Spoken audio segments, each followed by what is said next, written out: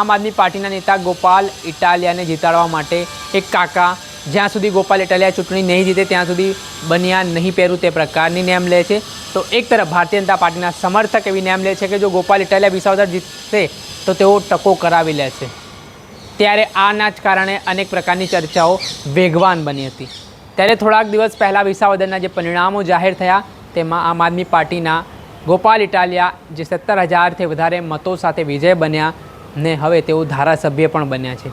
ત્યારે જે ભારતીય જનતા પાર્ટીના સમર્થક હતા વિસાવદરમાં તેમણે પોતાની જે વાત હતી વિડીયોના માધ્યમથી તેમણે જે સંકલ્પ લીધો તો નેમ લીધી હતી કે ગોપાલ ઇટાલિયા જીતશે તો તેઓ ટકો કરાવે છે અને જ્યાં સુધી ભાજપ વિસાવદરમાં નહીં આવે ત્યાં સુધી તેઓ પોતાનો ટકો યથાવત રાખશે, વાળ નહીં આવવા દે। ત્યારે એ વાત ક્યાંક ને ક્યાંક હવે વ્યક્તિને એ સમર્થકને ભારે પડતું તેવું દેખાઈ રહ્યું છે કેમ કે ગોપાલ ઇટાલિયા ચૂંટણી જીતી ચૂક્યા છે પરંતુ જે ભાજપના સમર્થક હતા તેમણે પોતાનું વચન પાળ્યું છે અને પહેલાં તેમણે પોતાનો ટકો પણ કરાવ્યો।